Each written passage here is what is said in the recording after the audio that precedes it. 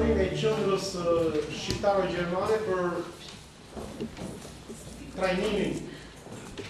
e njerëzve të medias, të profesioneve të medias. Unë kam kënaqësinë sot të prezantoj pjesën e dytë të modulit për ekonominë e medias. Dhe nëse pjesën e parë ne trajtuam disa çështje që kishin bënë me konstatimin e problemeve ekonomike edhe disa koncepte themelore të ekonomisë medias, sot ne do të përqendrohemi në disa momente tjera, por fillimisht unë kam kënaqësinë edhe nderin që të prezantoj përpara jush profesorin në Universitetin e Paris 5 Derek Elzein, i cili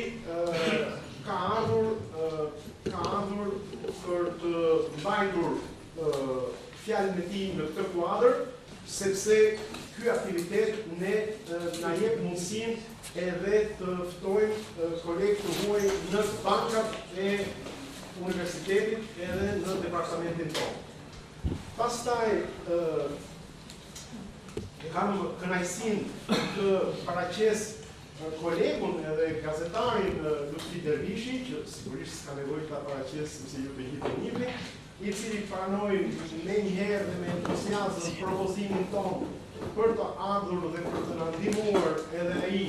me një kontribut, kurse të gjithë ne tash edhe një herë japim kontributin tonë në forma nga më të ndryshme, e falenderoj për pranimin e ftesës, edhe pastaj meqense është më afër shtëpisë kolegun edhe mikun Rako Zguri, i cili dhe ai i bashkohet këtij paneli për të trajtuar këto probleme së bashku të gjithë ne në formën e një forumi lidhur me ekonominë e medias. Pra, unë sot do të ndalem tek disa modele që kanë të bëjnë jo me krizën ekonomike, sesa më shumë me ato propozime dhe modele teorike të cilat në literaturën e sotme konsiderohen si modele teorike që kanë të bëjnë me një lloj dalje nga kjo krizë, një lloj menaxhimi i problemeve ekonomike që ka media sot në një nivel të përgjithshëm teorik, por do mundohem të zbres edhe në dy pika, në dy puse që janë munduar të hap për të zbritur një situatë kontekstuale. Nëse dikush do të dëshironte edhe do të kishte mundësi të na ndihmonte përsëri ose në frëngjisht ose në anglisht, sepse në këtë sallë kemi edhe një kolege tjetër që vjen nga qendra e kërkimit shkencor të kombëtar të Francës dhe që është specialiste në fushën e komunikimit edhe të marketingut. Nëse është mundur. Non, juste pour vous aider pour la traduction. Non, il viendra. Faleminderit. Atëherë vazhdoj. Pra, për sa i përket temës sotme, unë do të ndaloj në çështjen e parë që ka të bëjë me ata faktorë, se përse në ditët e sotme në literaturën që i kushtohet ekonomisë së medias, se për çfarë arsye kërkohen të gjenden modele të reja të administrimit mediave në fushën e sotme. Dhe këtu unë kam veçuar tre faktorë. Faktori i parë është dalja nga situata e monopolit dhe oligopolit. Sepse ekonomikisht oligopoli dhe monopoli nga njëra anë në fushën e medias dhe të pronësisë medias, nga njëra anë përqendrojnë kapitale, përqendrojnë forca, përqendrojnë energji, që i japin mundësi teknologjike më të mira industrisë medias për të zhvilluar, por nga ana tjetër krijojnë probleme sepse siç do ta shohim më poshtë, monopoli në fushën e mediave dëmton informacionin, dëmton gazetarinë dhe unë pretendoj në këtë fjalë që do të përpiqem të mbaj se edhe në Shqipëri, në kontekstin e peizazhit mediatik shqiptar, ne shpeshherë gjendemi në situata monopoli dhe oligopoli. Problemi nuk është të përsërisim termat dhe konceptet vetëm të bibliografisë, problemi është të vim edhe në një situatë konkrete shqiptare ku notojnë në ujëra të turbullta dihet dhe mund të kemi diskutime, mund të jemi dakord, mund mos jemi dakord, por kjo është kënaqësia e debatit edhe e kësaj çështje fundit. Arsyeja e dytë me për cilën unë mendoj se sot në literaturën e sotme ka një përpjekje për të marrë me situatën e administrimit të fenomeneve të vështira në cilat gjenden media është se për shkak të ekonomisë, pra është gjendur një lidhje shkak pasojë, sipas cilëve funksionimi problematik në fushën ekonomike po sjell dhe ka sjell edhe në përkeqësimin e gjendjes ekonomike të gazetarëve dhe në një përkeqësim të informacionit publik. Më falni, të informacionit mediatik masiv. Sigurisht, unë nuk do kthehem në parametrat e këtij përkeqësimi, sepse nëse mbani mend një muaj përpara, duke cituar një autor amerikan, unë i referova një dokumenti që ka të bëjë me ekselencën në gazetarinë në Shtetet Bashkuara të Amerikës, ku, siç ja keni dërguar edhe në adresat tuaja elektronike, paraqiten parametrat e këtij përkeqësimi, sidomos duke filluar me mijëvjeçarin e ri. Së treti, arsyeja e tretë është se si rezultat i këtij përkeqësimi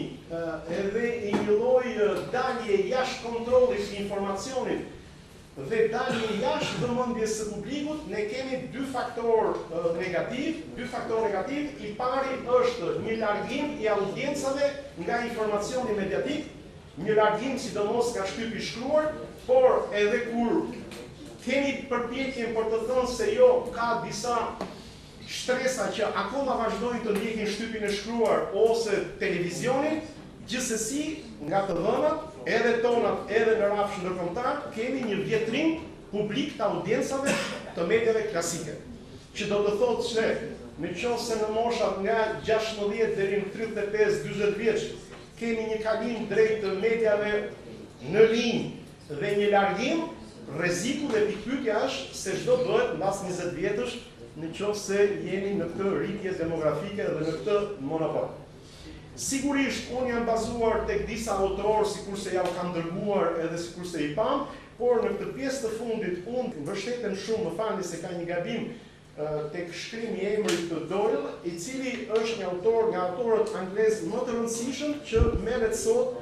sipas konceptit tim dhe më shkon për shtat në përzgjedhjen që unë bëj për të shprehur pikpamjet e mia që nuk janë sigurisht vetë pikpamje personale, subjektive edhe që nuk pretendojnë më shumë se kaq.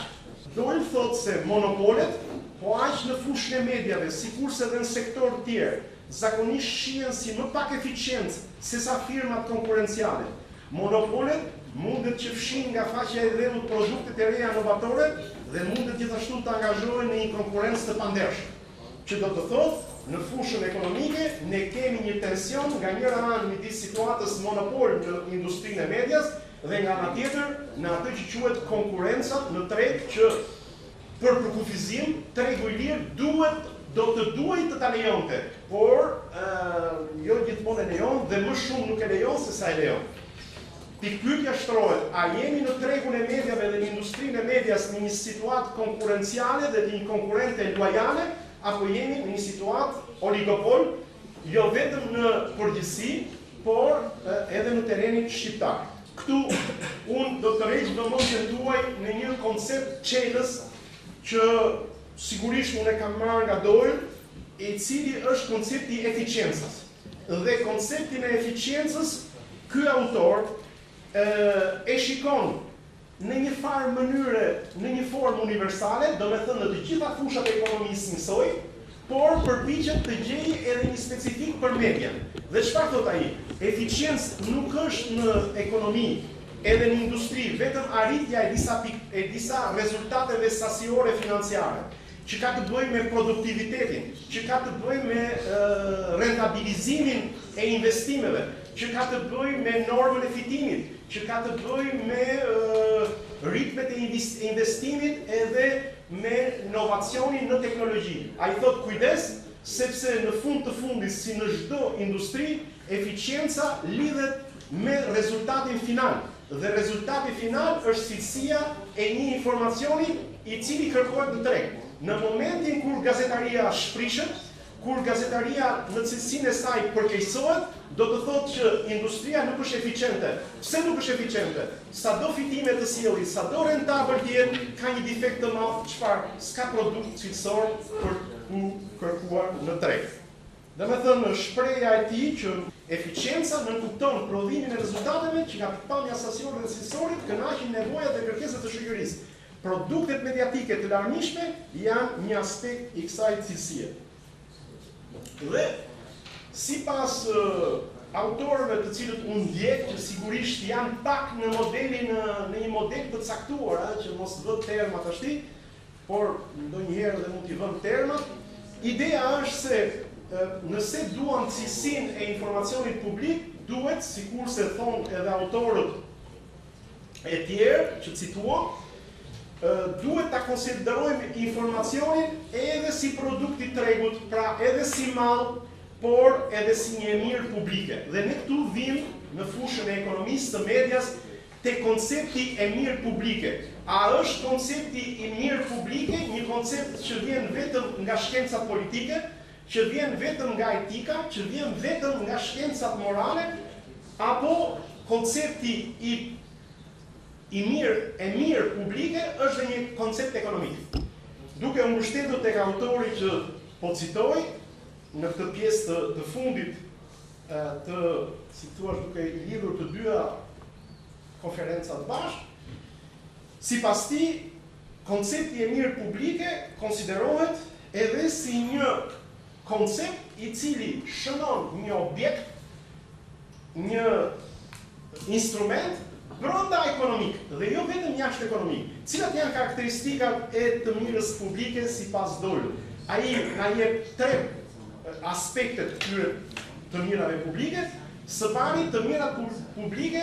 janë të mirat të merituara. Çdo të thotë të mirat të merituara, do të thotë që pavarësisht se kush ka investuar, pavarësisht se kush paguan ose nuk paguan, pavarësisht se kush paguan më pak apo kush paguan më shumë, të gjithë i meritojnë ato të mira, pra janë merit goods, që do të thotë, në qoftë se një gazetë ta zën denoncon një rast korrupsioni, dhe kjo gazetë financohet nga dy reklama, nga nga çmimi i gazetës së blerë, nga abonimet, në fakt në luftën kundër korrupsionit fitojnë jo vetëm ata që lexojnë gazetën, bile jo vetëm ata që ndjekin mediat, po të gjithë, bile jo vetëm ata që jetojnë, po dhe ata që nuk janë akoma në jetë, po që do vinë në jetë. Çdo thotë kjo? Kjo do të thotë që investimi krijohet me një farë problemi në fushën ekonomike, pse? Sepse nuk është si në rastin e mallrave të tjerë që një sipërmarrje prodhon një mall dhe atë mund ta konsumojnë vetëm ata që e blejnë, jo, malli në fushën e informimit publik sjell një përfitim për gjithë, pas sjell para dhe pas sjell, si thua, flukse financiare nga të gjithë. Nga kjo pikpamje, sistemi mediave, thot Doyle, del pak nga karakteristikat, nga normat, nga standardet e ekonomisë klasike dhe merr, si të thuash, një karakteristikë e cila ka të bëjë me atë që quhet market failure, çka do thotë që ekonomikisht, thjesht ekonomikisht, vetëm nga pikpamja e tregut, vetëm nga pikpamja financiare, është e pamundur që të administrohet. Tipari i dytë ka të bëjë me atë non-rivalrous goods, që do të thotë të mira jo rivale. Çka do të thotë kjo të mira jo rivale, jo konkurenciale, jo që nuk krijojnë rivalitet midis konsumatorëve. Çka do të thotë që ato janë të mira të bollshme, të cilat sigur se vjen me konceptin e tretë të pashtershme, dhe këtu do kaloj shpejt, që do të thotë ato nuk mbarojnë. Çdo të thotë që nuk mbarojnë, do të thotë që nëse media sjellin një përmirësim të simetrisë së informacionit në një shoqëri, kjo simetri e informacionit nuk harxhohet asnjëherë, është si ajri, të thithin sa të duan njerëzit, nuk harxhohen. Por çfarë sjell kjo për të mos hyrë më shumë në thellësi? Kjo sjell një problem. Sjell një problem sepse zhduk konceptin e rrallësisë produktit dhe pa rrallësinë e produktit nuk ka ekonomi. ka ekonomi vetëm për produktet janë të ralla, për produktet që nuk mbarojnë kur, nuk ka çmim, nuk ka vlerë në treg, nuk ka absolutisht asnjë mekanizëm ekonomik që futet në lojë, çka do të thotë që argumentohet se në kushtet e informacionit si një mirë publike është e pamundur të ndiqen vetëm instrumentat e ekonomisë së tregut dhe vetëm loja konkurenciale në treg. Po prap, në tërë të literaturë që unë jam përpjekur të ndjek në këtë muaj për të ardhur këtu tek ju dhe për ta paraqitur, është se përgjithsisht flitet për 4 rrugë kryesore të përballimit të vështirësive ekonomike të medias. Një, e para, mos lejimi i një tregu kaotik ku vetëm loja e lirë e çmimit dhe e fitimit, e konkurrencës dhe e monopolit, e interesi privat konkurencial të dominojë mediat. Pra flitet për efekte rregullatore në media, së pari. E dyta, flitet për politika lehtësuese dhe subvencionuese, po cilat për mediat, po cilat. E treta, vendosja e ngarkesave në shërbim të smierës publike për çdo media, po cilat ngarkesa vendosen. Dhe e katërta, reformim tërësor i mediave publike, të cilët autorët e sotëm nga njëra ani konsiderojnë media publike si një lloj rregullatori në treg për një cilësi informacioni në rritje, po nga ana tjetër i kritikojnë dhe ne do të shikojmë pak shpejt. Ata i kritikojnë sepse thonë dalja, si thua, subvencionimi i mediave publike nga taksa që paguajnë qytetarët është krejtësisht jo efikase. Për çfarë? Për arsye sepse produkti që jep media publike nuk lidhet më me kërkesën e publikut për një informacion të cilësor, sepse publiku e jep në mënyrë afrofekt të shumë dhe media publike bëhet krejtësisht e papërgjegjshme për të përgjigjur kërkesave të një klienti që e ka parabler produktin pa ditur se cila është cilësia e tij. Gjë që e shpërgjegjson tërësisht ofruesin e shërbimit. Çfarë thot autori? Ai thot se ka disa arsye që na bëjnë që komuniteti, shoqëria, fuqia publike, ligji, elementi rregullator të ndërhyjnë në ekonominë e medias dhe në tregun e medias, siç thot edhe Josef Stiglitz, thot që nuk ka ekonomi të tregut në qoftë se ajo nuk është rregulluar në mënyrë juridike. Nuk ka treg pa ligj. Pra, ideja e një tregu të lirë është një paradoks, është një nonsens, sepse në fund të fundit tregu është gjithmonë i rregulluar dhe tregu më liberal normalisht në kupton se ka disa ligje që e rregullojnë si të tillë. Pra, ndërhyrja njerëzore është gjithmonë e pranishme. Puna është në çfarë modeli, në çfarë formash, në çfarë standardesh. Autori thotë se arsyeja është mbështetet në disa elemente. Nuk po e citoj se e kam këtu. Pra, së pari, për shkakun se kemi market failure, që do të thotë market failure, do të thotë që një sipërmarrje mediatike në momentin që funksionon vetëm sipas kritereve të rendimentit edhe të efikasitetit ekonomik del jashtë standardit. Shkatron vetëm. E dyta, për arsye të krijimit monopoleve, sepse konkurenca e lirë në treg e pa kontrolluar bën atë të dorës padukshme që nuk i çon gjërat për të mirë, siç thoshin dikur ekonomistët klasik, sepse ekonomistët e sotëm thonë gjithnjë më shumë që ajo dora e padukshme i çon gjërat për drejt. Së fundi, së treti, është ideja për të përballuar pasojat e jashtme negative të funksionimit të medias, externalities, që do të thotë efektet negative të jashtme që prodhon media, ta zëm lidhur me bjefjala një sër kriteresh, edhe nga këto kritere kemi atë që ta zëm një faktor i jashtëm, nuk ngacmohet, nuk kritikohet, nuk raportohet në mënyrë kritike për atë që ka blerë kohën publicitare apo hapësirën publicitare, po si këto ka pafund, prandaj nuk do të ndalojmë. Sipas meje, po të kthehemi tashti në rastin shqiptar. Sigurisht nuk jam dhe as nuk pretendoj të jem shterus, vetëm sa po prek disa çështje. Në rastin shqiptar, situata që ka të bëjë me monopolin, situata që ka të bëjë me daljen nga modeli ekonomik, situata që ka të bëjë me një model mix politiko-ekonomik dhe me të gjitha ato dimensionet që dim, ka sjell disa shqetësime. Dhe për mendimin tim, janë 3 efektet që ndihen në mediat shqiptare sot, ku problemi i parë ka të bëjë me cilësinë e gazetarisë. Por te cilësia e gazetarisë unë nuk do të më hyj, për arsye sepse për cilësinë e gazetarisë dhe për parametrat e saj ne folëm radhën e kaluar. Së dyti, unë do të flas për faktin që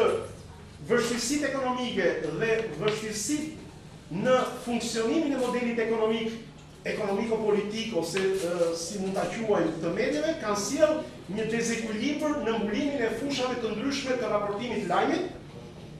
Dhe së treti, sipas meje, ka sjell situata monopoli dhe oligopoli në shumë aspekte të mediave shqiptare që, si shton autorët, krijon shqetësime të tjera. Duke përfituar nga një studim empirik dhe sasior që kam bërë, jam përpjekur të gjej se cilat janë fushat e nënmbuluara. Fushat e pambuluara si duhet, unë këtë koncept të mbuluara dhe të nënmbuluara, të mbimbuluara dhe nënmbuluara, e kam marrë nga studimet mediatike amerikane të sotme, të cilat në rastin e Amerikës shënojnë në disa fusha, kurse nga i studim empirik që kam bërë, që sigurisht matet edhe me sekonda, matet edhe me sipërfaqe të botuar, edhe me numër lajmesh, titujsh, nëntitujsh, vendosjesh, shoqërimesh me fotografi ose me imazhe, ku diun se çfarë me radhë, për mua më rezulton se janë të nënmbuluara ngjarjet nga bota. Ngjarjet nga bota hiq raportimin për kriza shumë të mëdha politike që vijnë. Ngjarjet nga rajoni përsëri hiq ndonjë aktivitet ndërkombëtar politikanësh, ndonjë takim formal të raportuar nga zyrtat e shtypit të dikushme. Nën raportohen problematikat e mprejta lokale dhe kombëtare në planin social-ekonomik. Ngjarjet dhe pikpamjet politike që nuk janë në linjën ose të partisë në pushtet apo partive në pushtet apo të opozitës kryesore politike, mungojnë reportazhet e gjata dhe të thelluara nga ekonomia, kultura, shoqëria, po kështu mungojnë raportimet nga kultura, arti edhe shkenca ndërkombëtare, nga arritjet e teknologjive, jeta sociale e përditshme e shtresave vulnerabël, siç janë të papunë, pensionistë, të sëmur, të varfër e kështu me radhë, jeta sociale brenda institucioneve, duke përfshirë në institucione në kuptimin e gjerë, familje, spitale, qendra prodhimi, format e reja të jetës urbane, si dhe fushat e lajmeve soft, që kanë një aspekt social, dhe pastaj aspekte financiare dhe statistikore të ekonomisë shqiptare, rajonale dhe botërore, zhvillimet teknologjike dhe raportimi enciklopedik në mediat tona, probleme sociale, ekonomike dhe kulturore të sektorëve të specializuar, si shëndetësia, sporti jo profesionist, kinemaja e kështu me radhë, historia lokale e zonave dhe trevave shqiptare dhe jeta sociale brenda familjeve e kështu me radhë. Ndërkohë që më rezultojnë të mbimbuluara nga media shqiptare, politika si eveniment, krimi dhe skandalet, jeta roz, futbolli nga gjithë sport, në krahasim me gjithë sportet e të tjera. Pra, veç cilësisë informacionit, kemi dhe një dizekuilibër midis mbulimit, nënbulimit dhe nënbulimit si 3 koncepte të cilat shënojnë disfunksionimin i cili vjen për shumë arsye, por sigurisht arsyeja ekonomike është e fuqishme dhe duhet pasur gjithmonë parasysh. Ndërkohë, sikurse unë ju thash, në literaturën e sotëm dhe autorit që cilën unë bazohem sot ka parashtruar disa rrugë, edhe unë po vit ashtu tek pjesa e fundit e parashtrimit tim, disa rrugë që kanë të bëjnë me një lloj përpjekje për të administruar ndryshe krizën ekonomike të medias, dhe nëse ju kujtohet, por nëse si kujtohet e keni në adresën tuaj, gjithë ideja është për të ikur atij modelit interaktiv me 5 elemente që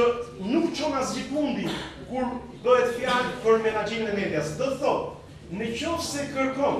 ta zgjidhësh krizën e mediave duke ulur cilësinë e gazetarisë, në fakt i ul shpenzimet, por krizën e shton dhe më shumë. Në qoftë se dëshiron që ta ulësh krizën ekonomike të mediave, duke shtuar reklamën, sigurisht në afatgjat mund të zgjidhësh një pjesë të krizës, por e shton edhe më shumë. Pse? Sepse largon audiencën dhe në momentin që largon audiencën, do të vi puna që do të largosh edhe reklamën. Mund të bësh sigurisht që ta zgjidhësh krizën e një medie ose ta lehtësosh duke reduktuar personelin e gazetës. Sigurisht do paguash më pak personel, por nga ana tjetër kjo afatgjat do ta shtoj krizën, sepse duke pasur më pak gazetar, duke i ngarkuar e kështu me radhë, sigurisht gazetaria bie, pra bie edhe audienca. Në këtë mënyrë, duke shmangur këtë modelin interaktiv të menaxhimit krizës, i cili nuk të çon as i fundit, sipas autorëve që unë citoj, ideja është për të arritur në disa rrugdalje të tjera, të mundshme, të diskutueshme. Këto nuk janë standarde, nuk janë formula, nuk është si në mjekësi ku bëhet një injekcion dhe shërohet i sëmuri, janë vetëm pista për të kërkuar, ku një pjesë e tyre mund të jenë të dalin të dështuara, janë diskutueshme, janë kërkime. Në fund të fundit menaxhimi është një kërkim dhe brenda këtij kërkimi ne kemi elementin e parë që dojnë e quhen ownership restrictions, që do të thotë, sikurse e dimë të gjithë, të përpiqet si thua shoqëria për një rregullim të konfiguracionit pronësor në media, duke evituar përqendrimet monopolistike, sidomos në kushtet e mediave të kryqëzuara, duke bërë të mundur edhe në disa kufish mos përqendrimin edhe në tregun e reklamave. Pra, gjithë ideja e parë është krijohen ndalesa edhe të ndalohen të supozohen kufizime, të cilat bëjnë të mundur që të mos ketë një përqendrim eksesiv të pronësive në mënyrë që të dilet nga situata oligopol edhe nga pikpamja monopol.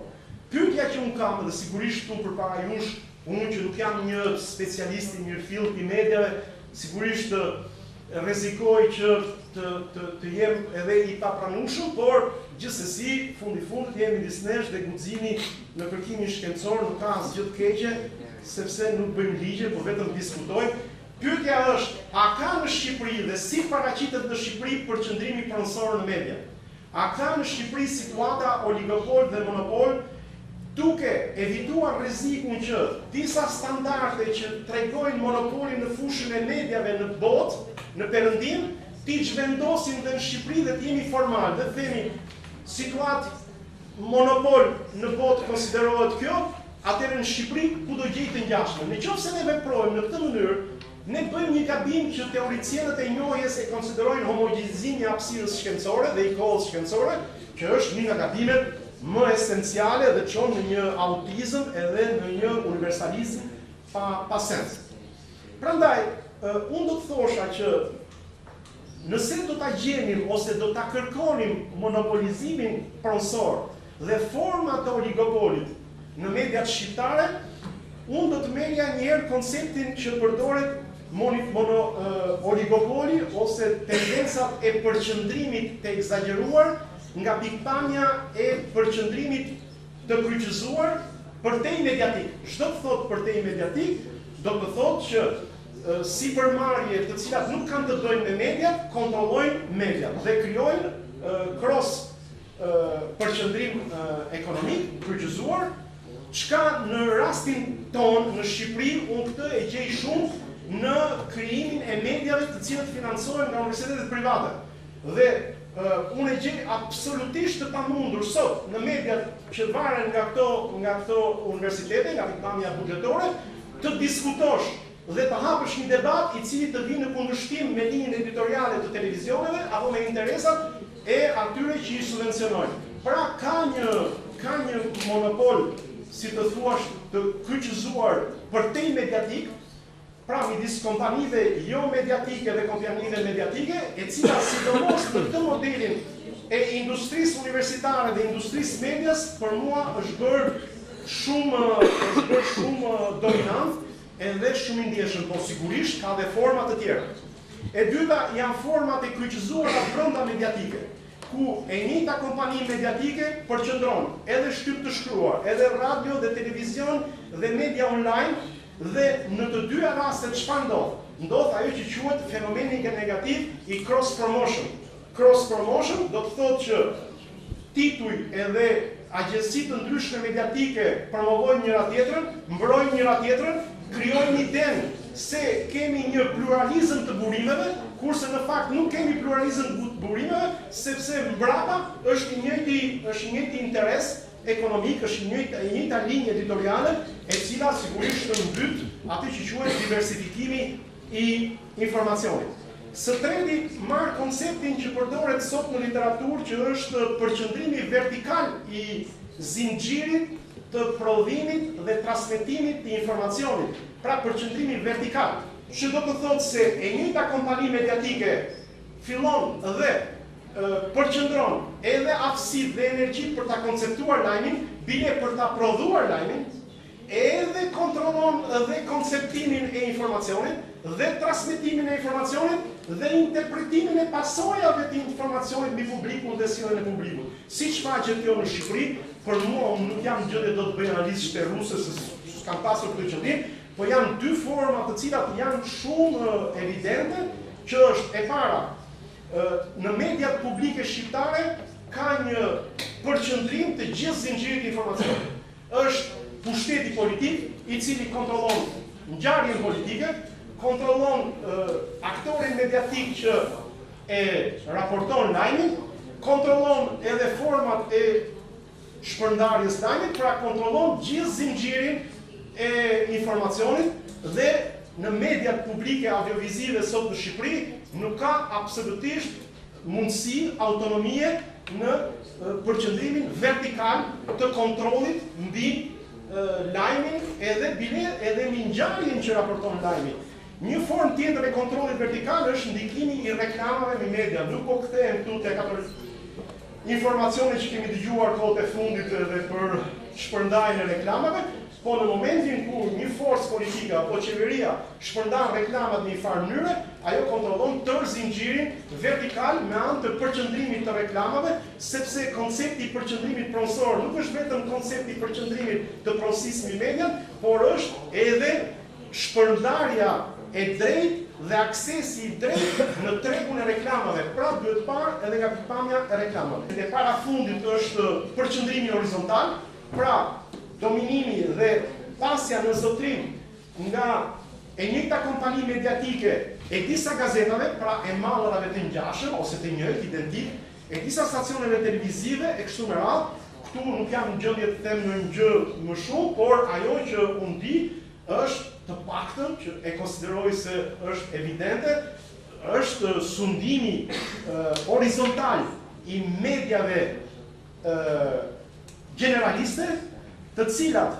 ndikojnë mbi politikat që të mos ketë asnjë mundësi për evidentimin dhe forcimin e agjendëve mediatik lokal. E fundit është aksesi në pronësi, sepse prona dhe aksionet janë të përqendruara, ne pothuajse nuk njohim dot mundësi ku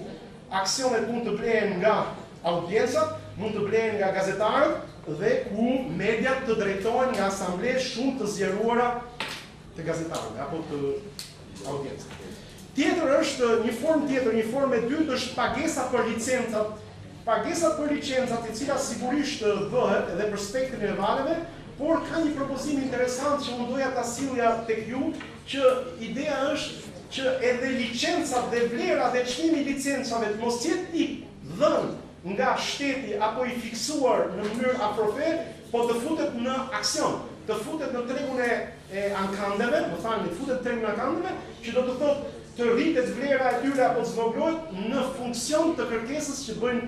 mediat dhe jo në formën e një shpërndarjeje klienteliste apo me çmime të cilat apo me mekanizma të cilat janë jashtëtregë. Kujdesi i madh i ekonomistëve të medias është që të gjithë mundësisht mekanizmat ekonomik të jenë të tillë që edhe pse vendosen nga fuqia publike, ato të ndjejnë ekuilibrin nga forcat e tregut. Së treti, në fakt, këtu është së dyti, po ta quajmë dhe së dyti për shpun, ideja është përdorimi i fondeve publike për të financuar transmetimet e mediave publike. Këtu vjen problemi që duhet të trajtojmë. E para,